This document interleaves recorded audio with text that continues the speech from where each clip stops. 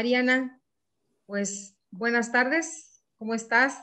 Hola, Es Alicia. un, es un gusto tenerte por acá, está tu casa en Foros. Gracias por acompañarnos y sobre todo por darte ese tiempo de estar aquí con nosotros, compartiendo tus experiencias, tus conocimientos, pues en este tema tan importante, tan relevante, sobre todo, bueno, porque considerando que alrededor de un 95% de nuestra economía, nuestro país, pues es de la pyme, entonces es un porcentaje, pues, por demás interesante, y bueno, por demás interesante también el tema que nos ocupa el día de hoy.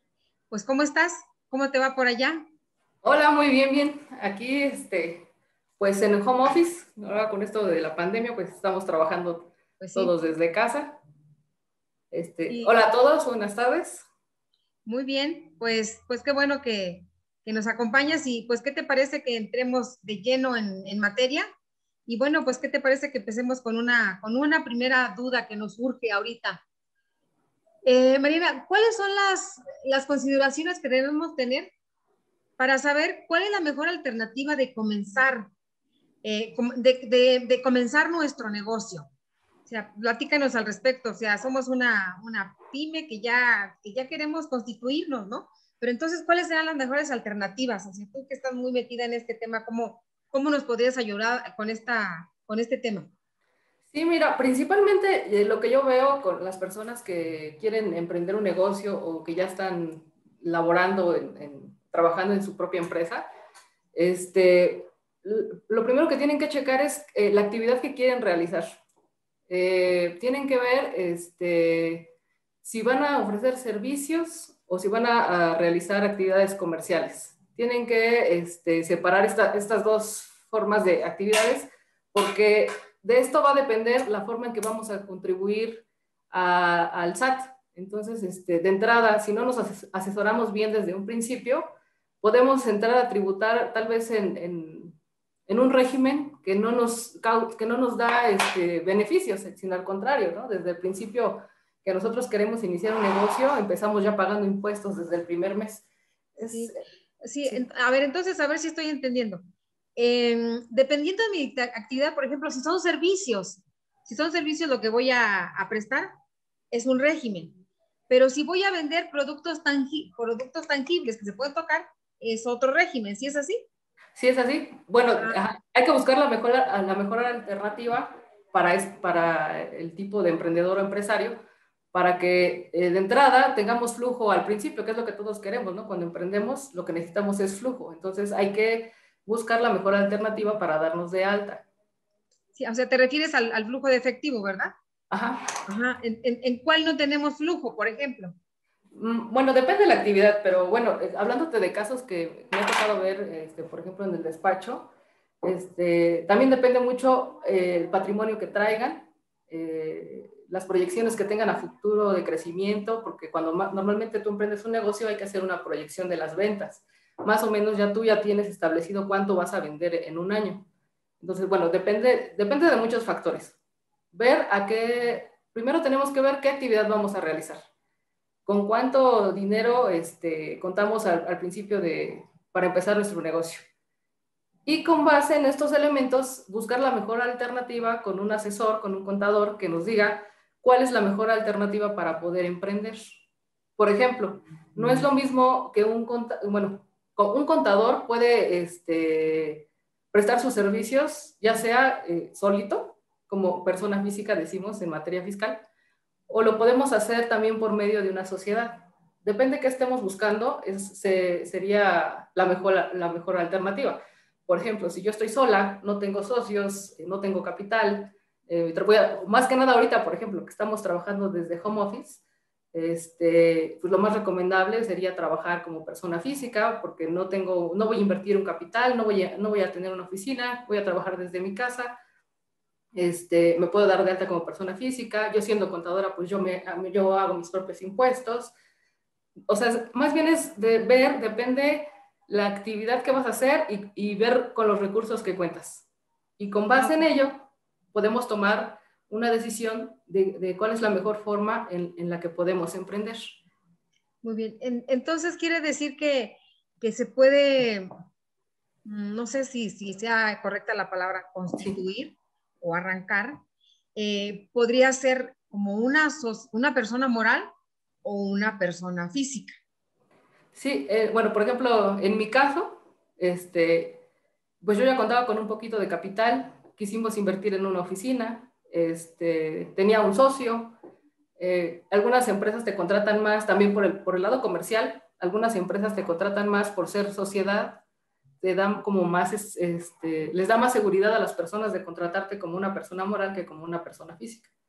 Entonces yo llevaba ya 5 años laborando de manera independiente.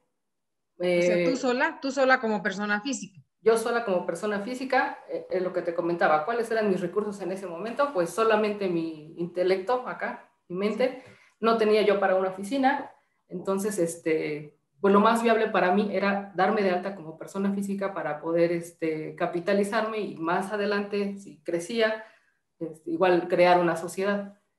Llega después de 5 años el punto donde ya los clientes, bueno, los clientes me piden un lugar fijo donde buscarme. Yo no puedo traerlos a mi casa antes de la pandemia. Ya. No podía yo traerlos a mi casa. Y pues surge la necesidad de buscar una oficina y entonces es cuando surge la idea, bueno, a ver, ya a estas alturas, después de que ya emprendí, que ya tengo algunos clientes, la necesidad es tener un lugar fijo. Obviamente hablando de esto antes de la pandemia, esto fue lo que se planeó. Y se tuvo que constituir la sociedad porque ya había un poco más de capital para poder soportar todos los gastos que implican la sociedad. Porque no son las mismas obligaciones estar como una persona física que como una persona moral. Como una persona moral se empiezan a complicar un poquito más las obligaciones fiscales. Muy bien. Pero entonces, cuando se decide ya dar el paso para una sociedad, una persona moral, ¿sí? También tiene que ver la actividad en la que te estás desarrollando. Porque entonces quiere decir que si son servicios profesionales, sería una sociedad civil, Exacto. Si ¿sí? nosotros nos vamos a dedicar a dar servicios, hay que identificar qué tipos de servicios vamos a dar. Hay servicios civiles y hay servicios mercantiles. Si vamos a otorgar servicios mercantiles, no podemos tributar, por ejemplo, en una sociedad civil. Ah, Y, y un ejemplo de este caso, Mariana. por ejemplo, si queremos una comercializadora, es una actividad comercial. La regula el Código de Comercio en el artículo 75, donde nos dice que se reputa actos de comercio la compraventa de cualquier cosa. Entonces, al ser una actividad mercantil, se convierte en una actividad empresarial. Por lo tanto, no nos podemos constituir como una sociedad civil, porque las sociedades civiles las regula el Código Civil. Solamente puedes tener actividades civiles dentro de esta sociedad. No puedes dedicarte, una sociedad civil no se puede dedicar a comercializar. ¿Por qué? Porque en el artículo 75 te las excluye y te dice que se vuelven actos de comercio y al hacerlos constantemente lo vuelves actividad empresarial. Y las actividades empresariales son las que se tienen que dar de alta con, con las sociedades mercantiles. Y dependiendo también lo que quieran los socios, se tiene que elegir cuál es la mejor opción. ¿Me dejas comentarte de una experiencia, por ejemplo, Sí. en profesional?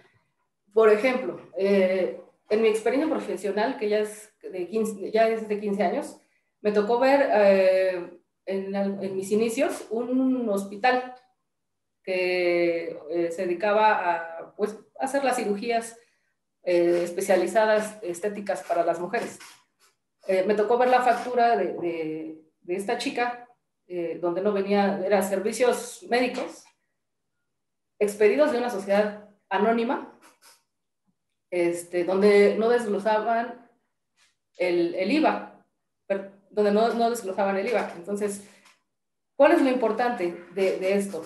Que esta empresa, los socios debieron de haberse asesorado con un contador para que éste les dijera que si van a prestar servicios médicos, servicios médicos es una actividad civil. Por lo tanto, la recomendación es que hicieran una sociedad civil para poder prestar los servicios médicos. ¿Y cuál es el beneficio aparte fiscal de esto? Que no iban a pagar el IVA, pero solamente la ley del IVA contempla que no se pagará si lo haces a través de una persona física o a través de una sociedad civil. ¿Qué pasaba con este hospital? Y era un hospital, no voy a decir el nombre, pero sí es un hospital donde muchos artistas se operan. Y este hospital facturaba sin IVA las cirugías, los servicios médicos. Si yo fuera el SAT, en algún momento yo llego con este hospital y les podría cobrar desde que se constituyeron hasta la fecha, que me paguen todo el IVA que no han trasladado a sus clientes, ¿no? Por ejemplo. Ajá. Pero entonces quiere decir que este hospital estaba constituido como una persona moral, pero no sociedad civil. Sociedad anónima. Sociedad anónima. Qué barbaridad. Y bueno, pues sí, ahí se vio que estuvo mal asesorado, ¿no? Sí, y hasta la fecha, pues no sé, creo que no les ha caído el SAT. Pero bueno, y tampoco han cambiado de régimen. Ni tampoco han cambiado de régimen. Lo que se les diría ahorita es, oye, pues ve, constituye tu sociedad civil y empieza a facturar por la sociedad civil y ve dejando tu sociedad, porque ya traes ahí un riesgo muy grande. Sí, bueno, pues miren, les comentamos a nuestros participantes, a las personas que nos siguen, que este es foro de ustedes. Por favor, todas las dudas que tengan con este tema, pues pónganlo aquí en el chat, escríbanos en el chat y con mucho gusto, pues aquí, aprovechando que tenemos a Mariana que nos puede apoyar con todas las dudas que ustedes tengan. Muy bien. Mariana, ¿y qué nos puedes comentar tú? ¿Cuál será la mejor forma de tributar, como una persona física o como una persona moral? Sí, volvemos a lo mismo, es dependiendo a lo que nos vayamos a dedicar, pero podemos poner ejemplos.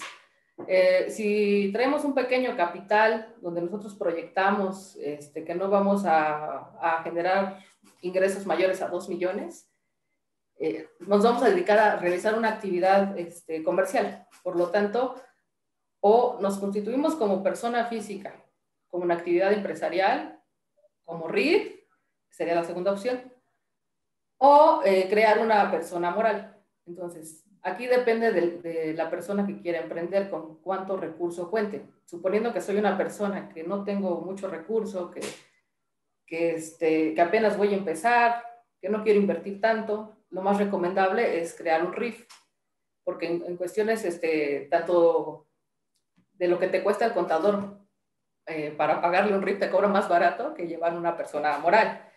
Y tiene muchos beneficios, ¿no? Los que se han comentado en otros foros. El primer año no se paga impuestos sobre la renta y se va diluyendo así a 10 años. No llevamos contabilidad electrónica. Algunas personas que son RIF me ha tocado ver, el ingreso, ahí nos pregunta Evelyn, que si el ingreso de 2 millones es mensual, no, es anual. Me perdí un poco porque leí la pregunta. Dependiendo lo que queramos emprender y con el capital que contemos y con la carga administrativa que logremos soportar, es la mejor opción que debemos escoger.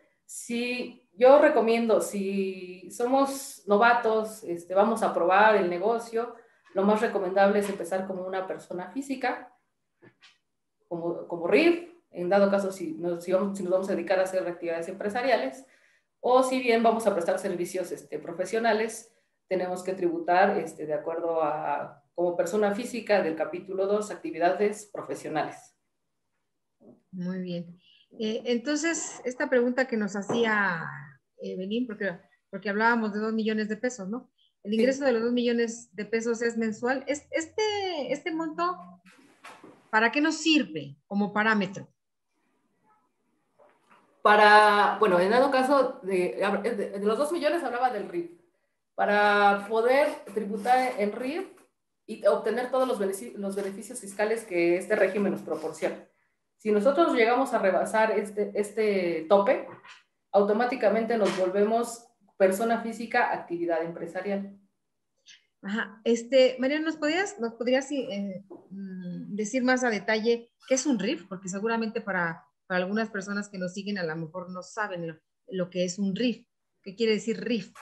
Sí, es régimen fiscal de incorporación, es régimen de incorporación fiscal. Es, bueno, para las personas que tenemos un poquito más de conocimiento hacia atrás, ¿no? Es el símil a lo que eran los repecos. Era un régimen para pequeños contribuyentes que van a realizar alguna actividad empresarial, que son pequeños negocios, te da muchas facilidades administrativas en cuanto a materia fiscal. El mayor beneficio es que no pagas impuestos sobre la renta por el primer año. Entonces esto es Aún cuando tengas utilidad. aun cuando tengas utilidad. O sea, tú empiezas a tributar como RIF, calculas tu impuesto, sin embargo, no lo vas a pagar, porque es una exención que nos da el SAT. Y pues esto también era lo que hablábamos de capitalizarlos, ¿no? Cuando empezamos un negocio, lo que queremos normalmente pues es flujo. Entonces, para las personas que van a emprender, este régimen pues es un paraíso fiscal. Básicamente pagamos el IVA, pero bueno, también hay facilidades donde las tasas son menores por expedir a público en general. No pagas ISR el primer año, no presentas tu declaración anual, no tienes que llevar contabilidad electrónica, no tienes que mandar contabilidad electrónica, es más simple pagar impuestos. Incluso algunas personas, yo he visto, presentan sus propios impuestos. O sea, no, hasta se ahorran el contador. Pero entonces la obligación de hacer el pago es cada cuándo. Es Porque bueno, sí. Una cosa es que no tengas que pagar el ISR, más sin embargo, pues el IVA si te lo trasladan, si lo acreditas y tienes un importe a pagar o saldo a favor en el mes, el IVA. Y aparte si haces retenciones también, por ejemplo, si tienes trabajadores, pues también tienes retenciones. Entonces tendrías que pagar el IVA y el ISR, supongamos, ¿no? Ese entero de esas contribuciones, ¿cuándo se hace?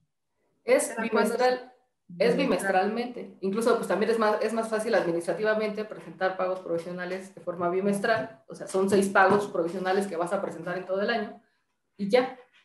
El IVA y son definitivos. Y son definitivos. No presentas declaración anual, tampoco vas a estar preocupado en el mes de abril. Normalmente todos ya, más empezando el año, ya empiezan a preocuparse porque tienen que presentar declaración anual. Es una carga menos para los pequeños contribuyentes. Sí, como dices tú, algunos seguramente hasta ellos mismos lo presentan, ¿no? Sí, algunas personas sí. Sí, ya ves que luego los chavos son bien abusados y se meten ahí y hacen sus cálculos y entran a la página seguramente del SAT y ahí les da cuánto tienen que pagar y lo pagan, ¿no?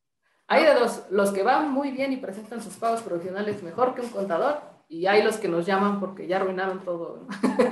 Entonces, sí depende mucho de qué tan hábil seas en la computadora y de sumar y restar y claro, llevar un control de tus ingresos. Oye, pues fíjate que no está nada mal porque si dividimos esos 2 millones de pesos anuales, es un ingreso aproximadamente de 166,000 pesos mensuales, ¿no? Que no vas a pagar ISR.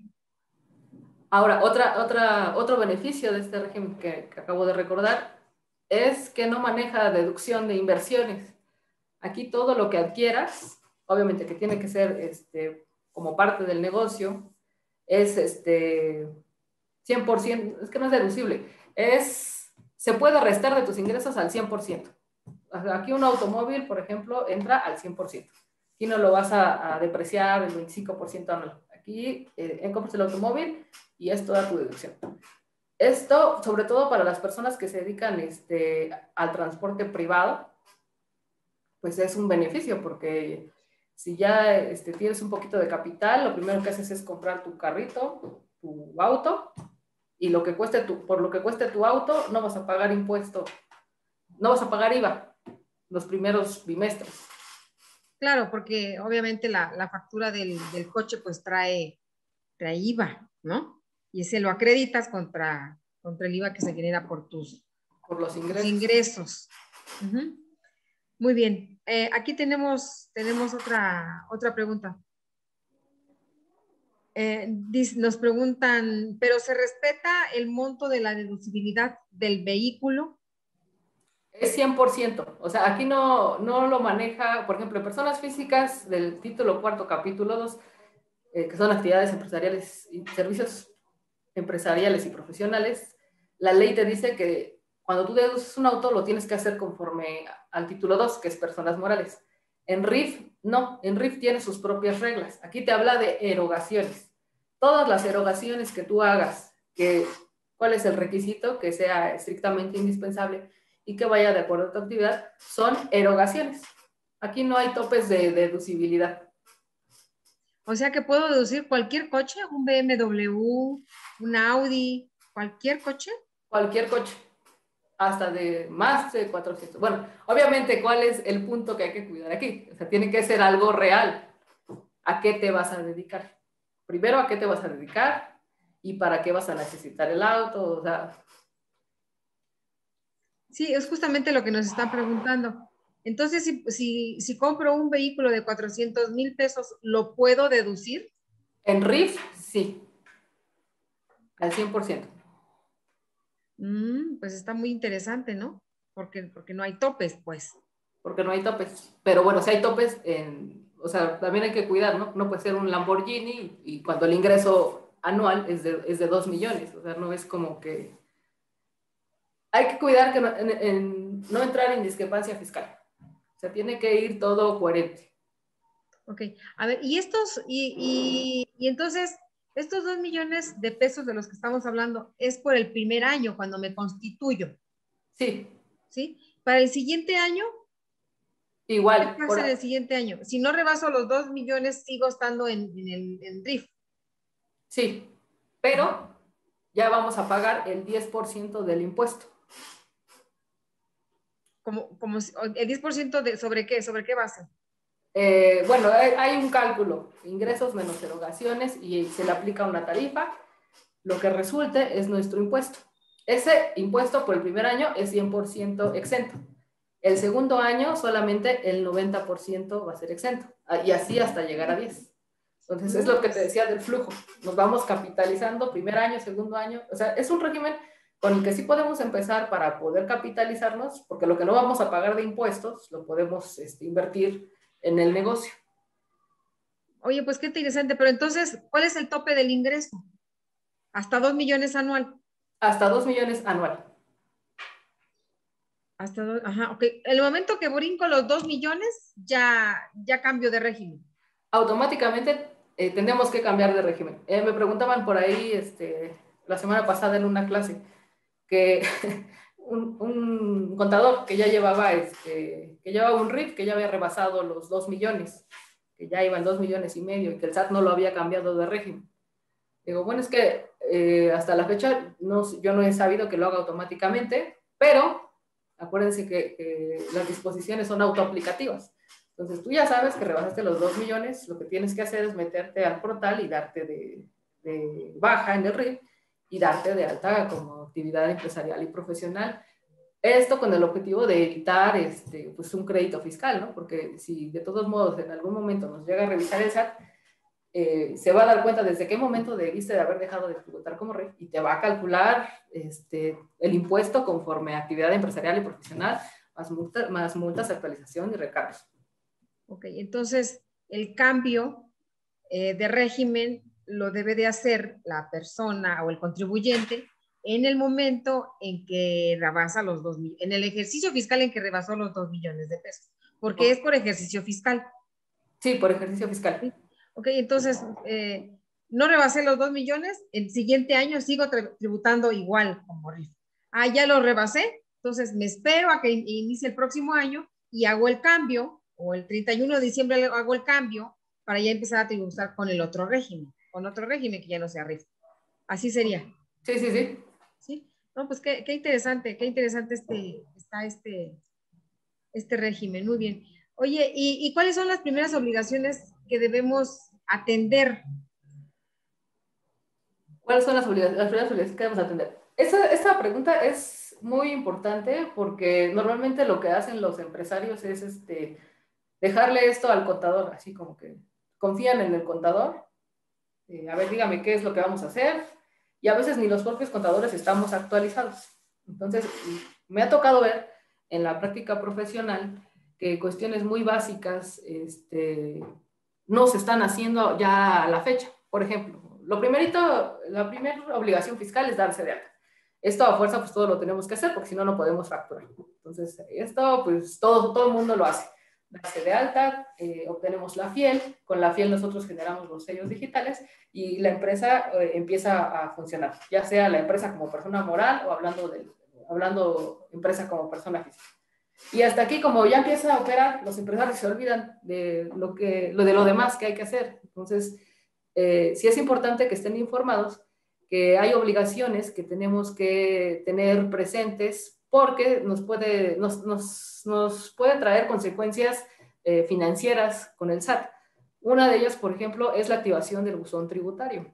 Hasta la fecha, esto del buzón tributario, pues ya tienen dándonos plazos y plazos y plazos que, bueno, terminaron el año pasado por fin.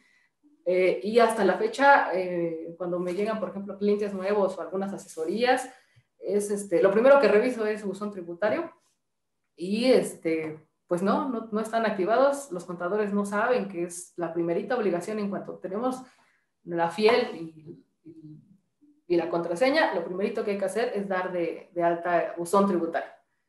¿Y para qué nos sirve el buzón, Mariana? Porque por ahí nos puede notificar el SAT cualquier cuestión, invitaciones de pago. Como empresarios, pues nosotros damos las contraseñas al contador, creemos que el contador presenta nuestras declaraciones, creemos que el contador presenta todo y lo tiene todo el día, pero el hecho de que nos den de alta como buzón tributario, en ese momento nosotros dejamos el dato. Bueno, como empresarios tenemos que estar al pendiente que el contador meta nuestros datos, también esa es otra, porque el contador puede meter sus datos y todo lo que llegue pues lo va a saber el contador, pero no lo va a saber el empresario. Entonces, como empresario, le tenemos que decir al contador, a ver, contador, primera obligación, denos de alta en buzón tributario, pero meta mis datos. ¿Por qué? Porque todo lo que pueda llegar del SAT va a llegar a mi correo o a mi teléfono. Estamos comiendo y de repente llega buzón tributario del SAT. Entonces, ay, ¿sí te toca? ¿Sí te ha tocado hacer? ¿Sí? Sí, he tenido clientes que inmediatamente, a cualquier hora que les llega, me hablan, me mandan, oye, ¿qué pasó? ¿Qué hiciste? ¿O qué no hiciste? ¿No? Y a veces nada más, me ha tocado que también el SAT a veces manda invitaciones para pagar tus impuestos. No se te olvide, te recuerdo que tienes hasta el jueves para pagar tus impuestos, ¿no? Y mientras ya el cliente, pues ya se me espantó, ya me mandó un mensaje a las 12 de la noche, espantado de qué pasó, qué hay en el buzón, revisa. Entonces, es importante que los empresarios tengan sus datos para que sepan lo que el SAT está mandando. Sí, yo creo que es un tema un tanto cuanto complicado porque mira, yo creo que los empresarios o los que están emprendiendo un negocio lo que quieren es moverse y empezar a generar la venta y empiezas en la operación y toda la parte administrativa pues te olvidas, se le delegas a alguien que realmente sepa de ese tema, ¿no? Entonces, luego por ahí vienen justamente lo que acabas tú de comentar, ¿no? Que se complica cuando empiezan a llegar los requerimientos o que si no se presentó en tiempo y que si la chequera y que si el token y que si bla, bla, bla, ¿por qué? Pues porque justamente pues nos olvidamos cuando andamos en la operación, nos olvidamos de los temas administrativos y eso pues complica un tanto cuanto luego las obligaciones con el SAT, ¿no? Fíjate que aquí René Casas Narváez nos pregunta, ¿los beneficios y topes de ingresos anuales son iguales entre el RIF y la SAS? ¿Y cuál es el mejor tomando en cuenta que las RIFs nos permiten realizar actividades que no requieren un título profesional? Además de que una es para personas físicas y otra para morales. Sí, el tope para los RIF es de 2 millones y la SAS me parece que es de 5 millones. O sea, son diferentes. Bueno, otra forma de empezar a tributar es por medio de la SAS. Esto salió mediante un decreto. ¿Qué quiere decir? Que podemos hacer una persona moral, pero que no requiere que la llevemos ante un notario, sino que la podemos hacer por medio de la página de la Secretaría de Economía. Ah, qué interesante. También es una forma, digamos, de empezar a tributar, pero vamos a tener obligaciones igual que una persona moral, llevar contabilidad. En el RIF no vamos a llevar contabilidad, por eso, o sea, puede ser una forma de iniciar un negocio con cualquiera de las dos, pero sí tienen diferente carga administrativa. La más fácil es la que tiene menos carga administrativa es el RIF. Ok. La moral es, la SAS es como una persona moral, con la diferencia de que en lugar de que la constituyas ante un fedatario público, lo puede ser a través de la CP de Economía, ¿es correcto? Sí, y bueno, aquí nos dice, muchos me preguntan esto del título profesional en RIF. Yo conozco y bueno, si bien la ley sí te dice que no necesariamente tienes que tener un título profesional, más bien el RIF va enfocado regresando a lo que estábamos diciendo, a las actividades empresariales. Porque, por ejemplo, los ingenieros pueden prestar los ingenieros en computación, pueden prestar servicios de asesoría, pero hay ingenieros que solamente se dedican al mantenimiento de las computadoras, que las abren, las limpian, y de eso viven. Entonces, un ingeniero puede ser RIF, porque el mantenimiento es una actividad empresarial, porque RIF maneja actividades empresariales, o sea, te dice, aquí pueden ser RIF las personas físicas que realicen actividades empresariales que no rebasen los 2 millones. O sea, soy un ingeniero en sistemas, pero me dedico a puro mantenimiento. ¿Cómo sé que el mantenimiento es una actividad empresarial? Me voy al artículo 75 del Código de Comercio, donde me dice cuáles son los actos de comercio, y ahí van a encontrar que dice mantenimiento. O sea, no es una limitante lo del título, más bien es la actividad, si es empresarial o si es civil. O sea, no tiene que tener un título profesional para tributar dentro del RIF. Tenga o no tenga, es más que nada a qué te vas a dedicar. Ok, muy bien. Tenemos por aquí otra duda, Mariana. Okay. ¿Cómo podemos asegurarnos de que nuestra empresa está cumpliendo con las obligaciones fiscales? ¿Cómo podemos asegurarnos? Como empresarios, lo que podemos pedirle al contador, sin embargo, eso no quiere decir que estén bien las cosas, pero digamos, para que estemos tranquilos que la autoridad no está atrás de nosotros, pidiéndoles opiniones de cumplimiento. Actualmente, por ejemplo, el gobierno o las empresas que ya están más familiarizados con esto del cumplimiento de obligaciones, para que puedan trabajar contigo, ya te piden tu opinión de cumplimiento del SAT. Tú sacas tu opinión. ¿Qué es una opinión de cumplimiento? Es donde vienen, digamos que es una carta que el SAT te expide, donde dice que estás al día con tus obligaciones fiscales. Sin embargo, la opinión de cumplimiento solamente revisa declaraciones y la DIOT y declaración anual. Otras obligaciones informativas no van a salir en la opinión de cumplimiento, pero bueno, es una forma de poder revisar. También ya tenemos opinión de cumplimiento en el SAT, tenemos opinión de cumplimiento en el Infonavit, tienen diferentes nombres, pero bueno, podemos pedirle al contador que mensualmente me esté expidiendo opiniones de cumplimiento para verificar que efectivamente está presentando las declaraciones. Por un lado.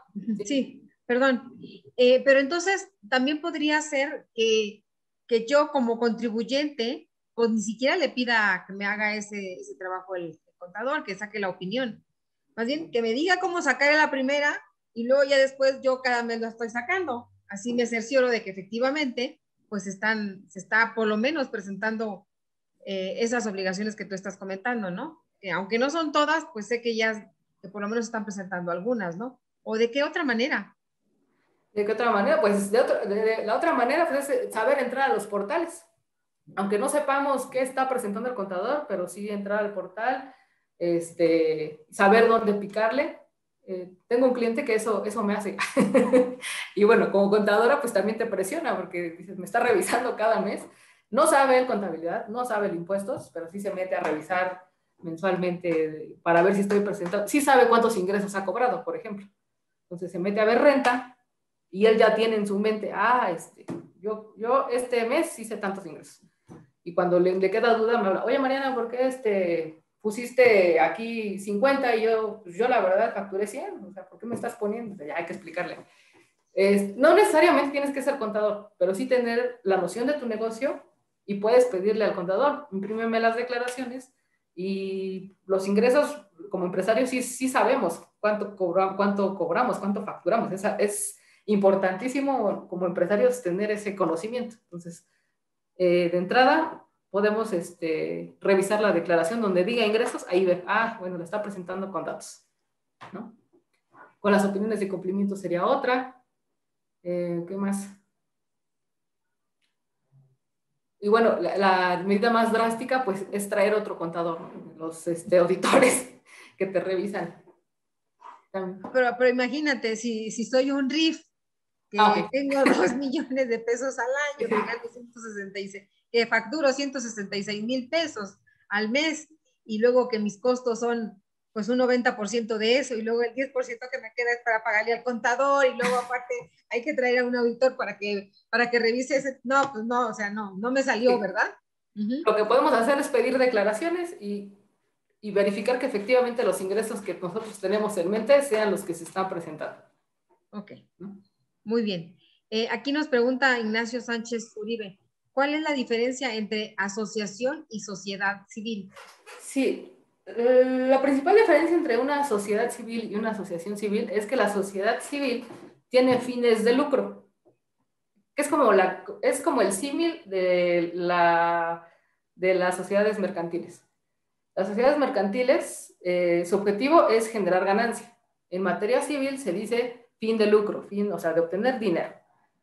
Y la asociación civil, su fin es social, tiene que ver más con causas sociales. Una asociación civil, por ejemplo, pues hay de los niños con cáncer, de los niños con síndrome de Down, de las personas con SIDA, su objetivo principal es ayudar a la sociedad. Y la sociedad civil es que tiene fin de tener, se dice fin de lucro en materia civil, que es prácticamente, ¿no? Generar dinero. Pero ambas son servicios. Pero ambas son servicios. Ok, muy bien. Pues sí, esperemos que haya quedado satisfecha con la respuesta. Muy bien. También, fíjate que quisiera que nos dijeras, en cuanto a la contabilidad, ¿cómo puedo saber cuándo estamos obligados a llevar una contabilidad formal? Es decir, en algún programa contable y cuándo no. Ok, hablando de todo esto, de que si nos damos de alta como persona moral, como RIF, como actividad empresarial, es importante saber que si de entrada nos vamos a dar de alta como una persona moral, estamos obligados a llevar contabilidad en en un paquete contable, cualquiera que sea este. Hay desde los más económicos hasta los más, que son más complicados, pero de entrada, si somos una persona moral, estamos obligados a llevar una contabilidad en un sistema. Ahora, por ejemplo, hablando de RIF, ahí no estamos obligados a llevar contabilidad. Estos se tienen que asesorar con un contador para que les diga la forma que van a tributar, si están obligados o no a llevar contabilidad. Y cerciorarse que efectivamente estén obligados o no, porque esto puede traer consecuencias también de cobro de multas más adelante. Entonces, RIF no presenta contabilidad. Una persona moral de entrada siempre va a presentar contabilidad. Vas a tener que realizar contabilidad formal y aparte está la obligación del envío de contabilidad electrónica desde el 2015, 2014 que se generó la obligación. Muchas, en la práctica actualmente, de las empresas que yo veo y las nuevas que me llegan, te puedo decir que un 95% no están enterados qué es eso de la contabilidad electrónica. Personas morales. Personas morales. Entonces, de entrada, si ustedes ya son personas morales y ya están trabajando desde 2015 para acá, tienen la obligación de presentar contabilidad electrónica. 2015, los que tenían ingresos mayores a 4 millones durante 2014, empezó la obligación. Y 2016, todas las demás personas morales que estén constituidas tienen o tuvieron y tendrían que estar presentando contabilidad electrónica. Sí. A ver, Mariana, pero a ver si nos puedes apoyar en este tema. ¿Qué es eso de la contabilidad electrónica? Porque, bueno, dices, una persona moral tiene la obligación de llevar contabilidad. Vamos a suponer, yo soy persona moral y mi obligación es estar haciendo el cargo y el abono. A eso se refiere. Sí. ¿Sí? Por todos los movimientos que tuve, todas las operaciones que tuve dentro de la empresa, que implicaron un movimiento ahí en el banco, tuvo que haber hecho el cargo y el abono. para el final del mes tener estados financieros. A eso nos referimos con llevar contabilidad. ¿Sí? Sí. Sí, lo que te enseñan en la escuela. Cargo, abono, financieros, todo en un programita. Sí, ajá. ¿Tiene que ser en un programa? Tiene que ser en un programa. ¿Qué tal que yo nada más quiere 5 cheques en el mes? Si eres persona moral, o sea, Si soy persona moral y lo puedo llevar acá en mi cuadernito y tengo el cargo y el abono y con 5 operaciones hice mis estados financieros, 10 operaciones pues, ¿no? Hay Hice que mis llevar estados financieros y luego ya los tengo, ya tengo mis estados financieros, ya determiné mis impuestos al final del mes. Ahora, ¿qué hago con eso? ¿De qué se trata eso de la contabilidad electrónica? Sí, prácticamente la contabilidad electrónica se oye difícil, pero ya cuando lo haces no está tan difícil.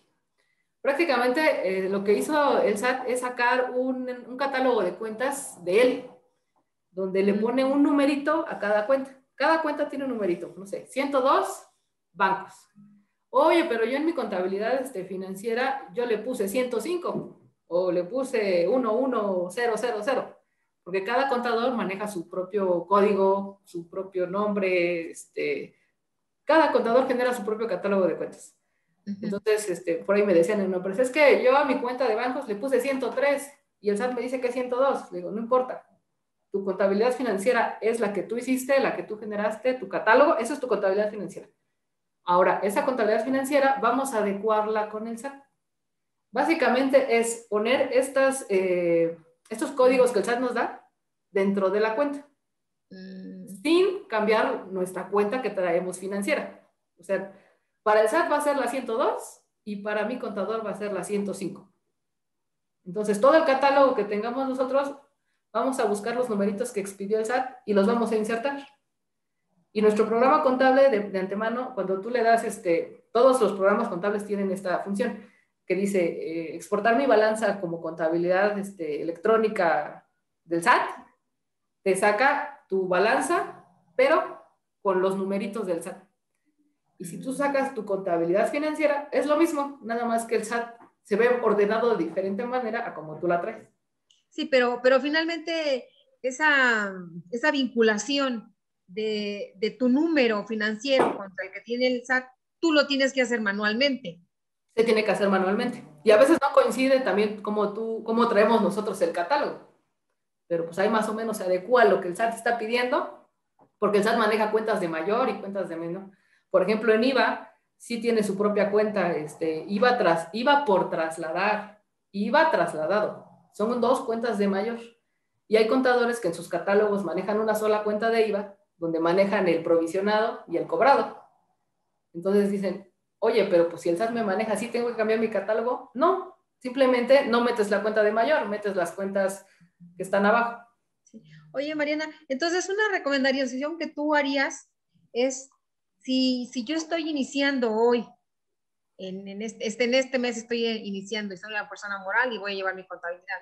Entonces, una recomendación sería que tu catálogo de cuentas sea con la misma numeración que está poniendo, que la que tiene el SAT. No, ¿No? no, porque el catálogo de cuentas del SAT es muy largo. Entonces, yo lo que hago, bueno, lo que sí les doy una recomendación es sí verificar las cuentas de mayor que usa el SAT para que nuestra contabilidad se vea más vinculada con el SAT. Porque, por ejemplo, en esa cuenta de IVA, hay contadores que lo manejan en una sola cuenta de mayor, los 2 IVAs, el trasladado y el provisionado, pero el SAT maneja la cuenta de mayor provisionado y la cuenta de mayor cobrado. Entonces, yo, por ejemplo, en una empresa sí lo adecué al SAT y sí se ve más bonita, tanto para poder comparar, cuando saco mis balanzas, es más fácil revisar que mi balanza del SAT me coincide con la financiera, que con las otras empresas que digamos que ya tienen más años, lo que hice fue adecuar, pero al momento de querer hacer la revisión, pues me resulta más difícil porque las cantidades están dispersas por todos lados de la balanza. O sea, sí es recomendable hacerlo, pero no al 100%, por llamarlo así. Adecuarlo a nuestra empresa. O sea, crear nuestro catálogo, pero sí ver las cuentas de mayor que usa el SAT para nosotros usar las mismas cuentas de mayor. Hay empresas que me ha tocado ver que meten todo el catálogo, pero también cuando tú imprimes balanzas, es información que ni siquiera, hay cuentas que ni siquiera usas, ¿no? Ok, muy bien. Pero entonces, sí o sí tengo que llevarla en un software. En un O sea, software. si lo llevo acá por fuera, donde ya tengo mis estados financieros, tengo mi catálogo y tengo eso, ¿no lo puedo hacer manualmente acá en el SAT? Bueno, últimamente no he revisado, pero sí estaba la opción en el SAT de que lo podías presentar en un, si quieren lo reviso y lo mandamos al final, se podía mandar en un Excel la Ah, contabilidad ok. electrónica. Ah, No muy sé bien. si hasta la fecha tendría que revisar el portal para ver si todavía se puede subir a ese Excel para poder mandarla. Sí, porque mira, en este caso, pues sí está, o sea, tú como emprendedor, como empresario y que tienes una persona moral, pues sí necesitas los servicios de un contador, porque tú no te vas a poner a hacer la contabilidad, ¿estás de acuerdo? Sí. Tú te vas a meter a la operación. Aparte, hay que saber contabilidad para poder hacer el registro en esos Luego ni los software. contadores sabemos A, contabilidad. a Sí, los veces, ¿no? contadores. Muy Sí, bien. sí, Oye, por sí. acá tenemos algunas preguntas. Nos pregunta Francisco Javier Arenas. ¿Qué sucede si no se presenta la contabilidad electrónica además de la multa? O sea, además de la multa, ¿qué más? ¿Qué ¿Qué más más? puede pasar? Pues nada, solo la multa. Y bueno, obviamente ponerte al corriente, supongo, ¿no?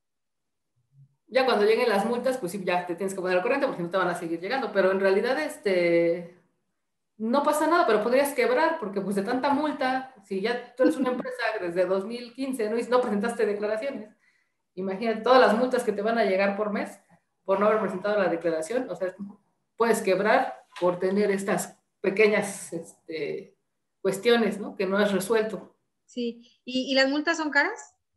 Pues dependiendo, por ejemplo, de contabilidad, no, ¿de qué estamos hablando? Sí, de contabilidad electrónica, van desde 3,000 a 15,000 pesos, pero por cada mes no. Por cada declaración que no presentaste. Entonces, Ay, imagínate, pues sí está cara. Sí está cara, porque imagínate, por mes, ya cuánto fue, ¿no? hablamos de lo mismo, flujo, ¿no? Se nos va Exacto. el flujo. Nos pregunta René Casas. Si emprendo un negocio del tipo lavandería, ¿puedo aperturar el establecimiento como RIF? Sí, es una actividad empresarial. Ujú. Muy bien. También nos pregunta María Eugenia. ¿Una persona física, para que esté obligada a enviar contabilidad electrónica, debe de rebasar los 4 millones? Los ingresos son los que se percibe por todas las actividades, incluyendo los intereses nominales. No. Bueno, la primera pregunta para empezar. Sí. Ok. En, en, en la ley te menciona que hasta 2 millones, las personas físicas del título cuarto, capítulo 2 te menciona que si no rebasas los 2 millones, no estás obligado a llevar contabilidad formal. Sin embargo, sí tienes que presentar contabilidad, ingresos menos gastos, lo puedes hacer en un Excel, pero la miscelánea, la resolución miscelánea nos da esa facilidad donde nos dice que si somos personas físicas de actividad empresarial y profesional y no rebasamos los 4 millones, estamos eximidos de presentar la contabilidad electrónica. Muy bien. A la Y siguiente pregunta. ajá, y los ingresos son los que percibe por todas las actividades, incluyendo los intereses nominales. No, Los estamos 4 hablando, millones de pesos. los 4 millones son para personas físicas del régimen del título cuarto, capítulo 2. Personas con actividades empresariales y profesionales. Nada más. Nada más. Pero bueno, vamos a suponer que obtuve 4 millones por esa actividad, pero aparte tuve intereses nominales de, no sé, de 500,000 pesos. Para sumar los 4 millones, no es la suma de los dos. O sea, solamente es del régimen del capítulo 2. Ah, ok. Bueno, o sea, no se incluyen los intereses nominales. Sí es así, ¿verdad? Ujú. Muy bien. René Casas, si un RIF supera el importe de ingresos máximos por año, ¿debo cambiar de régimen? Ya lo habíamos comentado. Sí, Sí, sí es necesario. Para el próximo año hay que cambiar de régimen. sí. El SAT no nos va a cambiar. Es que todos piensan que el SAT los va a Automático. cambiar, pero no. Tenemos que hacerlo nosotros. Todavía no, el SAT no llega a esa tecnología. Ahí va, pero todavía no llega.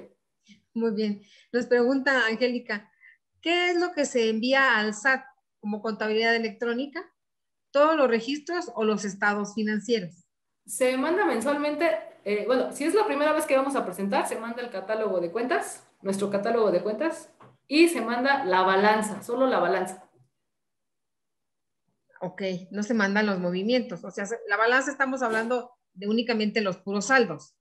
Ajá, los saldos, pero eso no nos exime de que sí en las pólizas tenemos la obligación de integrar, le llama el anexo 20, el UID, que prácticamente es el folio fiscal, el numerote.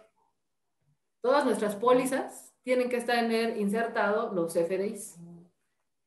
¿Por qué? Porque en el caso de una revisión electrónica, en algún momento, no sé cuánto tiempo tarda el SAT, nos va a pedir los movimientos. Y esos movimientos contables tienen que tener insertados todas las facturas que soporten nuestra póliza. ¿Y eso cómo se hace? ¿Uno por uno? Ajá, bueno, pero los programas contables ya tienen también sus herramientas donde muy fácil, tú agarras agarras tus 100 facturas del mes y en 5 minutos ya tienes tu asiento contable. Ah, ok, ok. Sí es uno por uno, pero hay herramientas que te facilitan hacer la contabilidad más rápida. Muy bien. Nos pregunta Norberto Ignacio Arciniaga. ¿A más tardar cuándo tengo que mandar contabilidad electrónica? Bueno, se presenta, por ejemplo, ¿en qué mes estamos ahorita? Febrero, viene marzo. Es cada 2 meses, por ejemplo, la de enero, febrero. La de enero la tenemos que presentar ahorita en el mes de marzo. Va diferido un mes. La de enero la presentamos en marzo. ¿A más tardar qué día? Para personas físicas, para personas morales, el 3 y para personas físicas, el 5 día hábil de un mes después. Ok, entonces la de diciembre, la de enero ya la debimos de haber presentado. La de enero tenemos todavía hasta el 3 de marzo. Va diferido. Ok. Cada 2 meses, por llamarlo así. Cada 2 meses. Y está bien porque normalmente ahorita, por ejemplo, estamos cerrando todavía enero para presentar nuestros impuestos. Entonces, se supone que el 17 ya presentamos impuestos y nos da 3 días para presentar la balanza del mes de enero. 3 días del mes, o sea, hablando específicamente del mes de enero. El mes de enero yo presento mis impuestos a más tardar el 17 o dependiendo del RFC, día 17 del mes de febrero. ¿Sí? Sí. ¿Cuándo tengo que presentar mi contabilidad electrónica? A más tardar el 3 de marzo. Ese ejemplo nos viene muy bien. Ajá, muy bien. Si eres persona moral, si eres persona física, hasta el 5. Hasta el 5.º día hábil, dice la ley. Ok, muy bien. Oye, Mariana, y entonces, ¿cuáles son las consecuencias del desconocimiento de nuestras obligaciones? Porque a lo mejor yo puedo decir, no, pues es que yo no soy contadora, yo no sé nada del fisco, yo me puse a trabajar y empecé a comercializar los productos y empecé pues a hacer mis facturas y demás. Ay, pero pues si yo no sabía que tenía que pagar impuestos, o sea, yo eso lo desconocía, sorry, discúlpeme por favor, pero pues es que yo no lo sabía. ¿Eso se puede? No, ¿sabes qué va a decir el SAT? No me importa, multa por todo lo que no me presentaste. Y dependiendo de lo que no hayas presentado, es multa. Empezando desde la obligación del buzón tributario. Y son multas que van desde 3,000 hasta 15,000, multas de 3,000 hasta 34,000 por cada obligación no realizada. Si no presentamos impuestos, las consecuencias son que nos pueden determinar un crédito fiscal. ¿Qué es esto? Nos van a determinar cuánto debimos haber pagado en 2015, nos van a aplicar la actualización con los INPCs, recargos, multa y gastos de ejecución en su caso, ¿no? Entonces, y a veces los recargos van más allá, me ha tocado ver, ya cuando te cobran recargos, a veces los recargos son más de lo que debes. Entonces, pues es una consecuencia grave que nos puede dejar sin dinero, ¿no? De momento. Pero entonces, pues, ¿qué hacemos? O sea, ¿y el SAT no tiene ese servicio de asesoría gratuita o algo así? Puedes acudir a los chats, pero luego también son personas que no te puede tocar la suerte de que te asesoren muy bien o te puede tocar la suerte de que te asesoren muy mal. De hecho, en el SAT te dan, bueno, ahorita no por la pandemia, pero si tú ibas presencialmente, ahí te ayudan a hacer tus facturas, te ayudan a modificar tus obligaciones, te ayudan a presentar declaraciones, pero pues ahora sí es arriesgarse a que la persona que te esté atendiendo sea una persona que sí haya estudiado o que sí tenga los conocimientos. Porque me ha tocado Pues, ver personas perdón. que no, que Sí. terminan buscando un contador. Entonces, sí o sí, como contribuyentes, como emprendedores que estamos iniciando, pues sí es importante que nos asesoremos, que sobre todo si no tenemos el tiempo de llevarlo a cabo nosotros mismos, pues que nos asesoremos con un profesional en la materia, que en este caso pues tendría que ser un contador, pues para dormir tranquilos, por llamarlo así, de que las cosas pues están haciendo bien, ¿no? Sí, sí, para más que nada evitar este tipo de contingencias que si de entrada tú contratas a alguien que sea confiable, no tienes por qué vivir este tipo de cosas. Pero en la práctica profesional, pues me ha tocado ver de todo. Sí. Contadores que ganaban muy bien, donde cuando yo llego con el cliente, es como, se queja, ¿no? Oye, ganaba 30,000 pesos y durante 10 años. Eso es de la vida real. Y en 10 años el contador no hizo contabilidad, solo Qué presentaba barbaridad. impuestos en Excel, ¿no?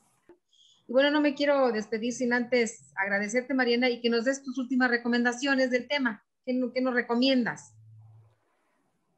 Primero, sí, puntualizar en una hoja qué voy a hacer, con cuánto recurso cuento, qué carga administrativa puedo pagar, y sí aterrizar si voy a realizar actividades empresariales o voy a realizar actividades civiles para, con base en estos elementos, tomar una decisión de cómo darme de alta. Si como RIF, como persona física, como actividad, perdón, como persona moral, como SAS, dependiendo. Y sí estar como empresarios, si bien no somos contadores, sí saber cuáles son estas obligaciones para evitar este tipo de contingencias que a futuro puede hasta terminar la empresa, ¿no? De hecho, muchos liquidan sus empresas por este tipo de cosas, que se dan cuenta 15 años después, que traen contingencias de este estilo. Qué barbaridad. Ok, entonces quiere decir que el desconocimiento no nos exime de nuestras obligaciones. Sí. Sí, estamos, concluiríamos con eso, ¿no? Oye, pues muchísimas gracias por tu participación. Como siempre es un gusto tenerte para aquí. A ver qué otro día nos puedes acompañar nuevamente. Y bueno, pues nos despedimos del foro. Muchísimas gracias. Que tengan buena tarde.